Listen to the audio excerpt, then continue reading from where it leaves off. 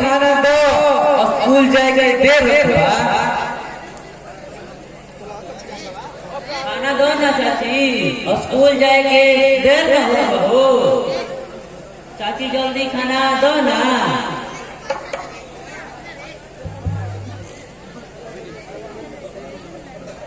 देर होगा तो हम क्या करी, बिना खोले पढ़ाई ना होला का। चाची आज बिल्कुल अनजान है, बात काहे कर पालू, लागत कि हमने के पर केहू ना हमेशा। तू लोग हमारा खड़े हो जा, जेकर बाबा जा ओकरा खातिर जहिया पढ़ लिख के नौकरी करे लग बजा तो अपना माई बाप के ना पहचान बजा, हमारा के थोड़े। ना चाची अब इन्हें तू ऐसा बात मत बोलो। हम तो तुम्हारा खातिर अपन जान लेते, अब हम तुम्हार बेटा बन के रहम। बोलो चाची अब तो रुपया देबू, बोलो ना बोलो। पहले आदमी के बच्चा लिए चुपचाप बैठा जा, जब तक एको रोटी बना ना ले तो लगा के एको रोटी ना मिली, बुझलो जा।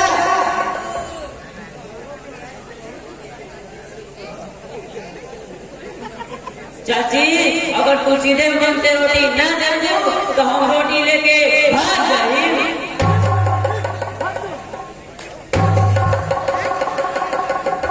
बदमाश कहीं के बुझाते हैं बड़ा तरह की डरे नहीं खेलागो, क्यों ना करन के हो जा।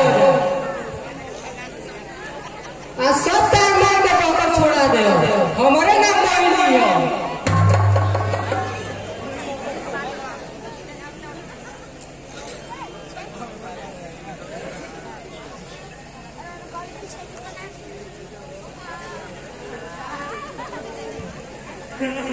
का बोल मुन्ना बड़ा काहे रोत बड़ा।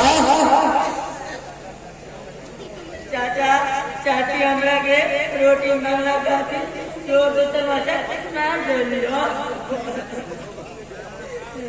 हाँ चाचा, हमनी के दूर भाई रोटी खातिर कब खुशिया जा, बाकी चाची के हमनी पर तुम क्यों दे रही हो। रोटी के बदला मुन्ना के कल के तमाचा मर लो, वो बिना मोह के।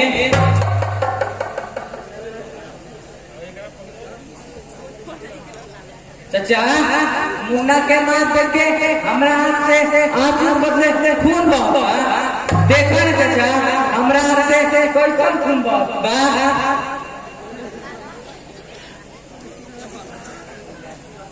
मैंने ये तो क्या करता हो, इससे भी हमारा भैया गया बल्कि हमारा बेटा है।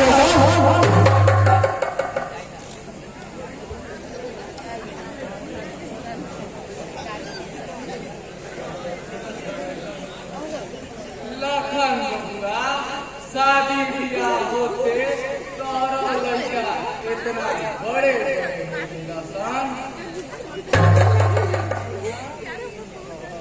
गोड़ लगत बनिए दादी जी। जुग जुग जियो भगवान तारो के बनैले पता ना काहे लखन बबुआ तो सियाई बाबा भैया पर मोगनी के बेटा खातिर न मोहनी खबरदार जय सन जगन बोले के कोशिश करू तो तोरा खातिर हमरा से जुड़ा केहू न होई।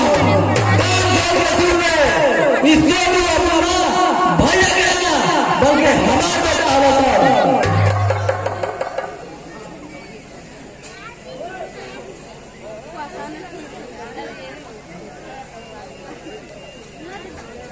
तू इहे ना कहता बड़ो कि तू एने खातिर मोहिनी का छोड़ देबो, बाकी ई बनावटी खिलौना तारा से ना छूटी है।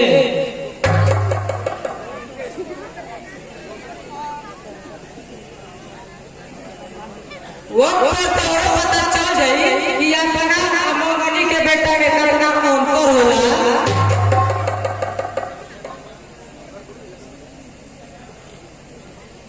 लखन बेटा अगर पूरा ना बनबा तो हमू कुछ कही।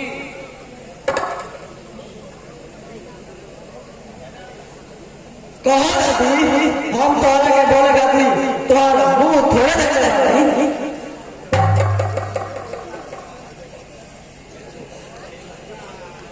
लखन बेटा तू तो पढ़ल लिखल खुदे बुद्धि बाबा हम अनपढ़ गवार तोरा के का समझा सकीला।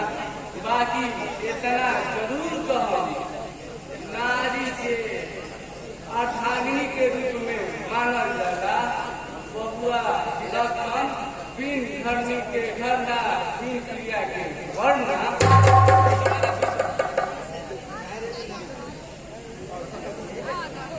घरनी दादी ई तो अरबी भाषा हमरा समझ से बाहर बा।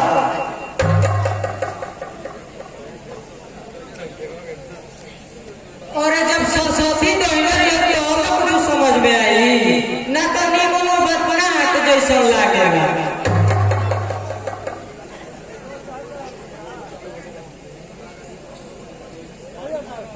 का दादी जी हम कोनो गलत बोलत बानी? झूठ मत बोलो, रउआ देवी समान बानी।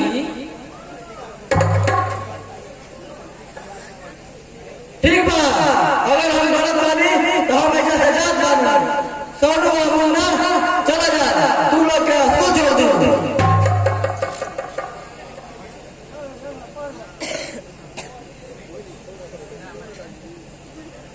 देखो नहीं है ना दादी जी यहाँ का निमनो बात हमरा कहाँ कैसा लागता पता नहीं क्या चाहता रहा।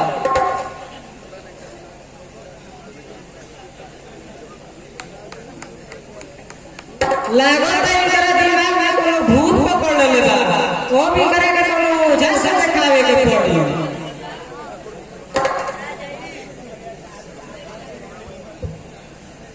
तू घबरा मत मोहिनी बहू। सब बीमारी के इलाज हमारा पास बउए। सिर्फ तू समय के इंतजार कर। आखिर हम तो कैसे विराट में जलत रहम दादी।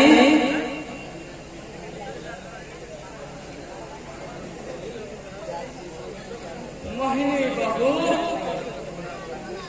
जब तक तारा अपना कोख से कोई संतान पैदा नहीं हो जात, जब संतान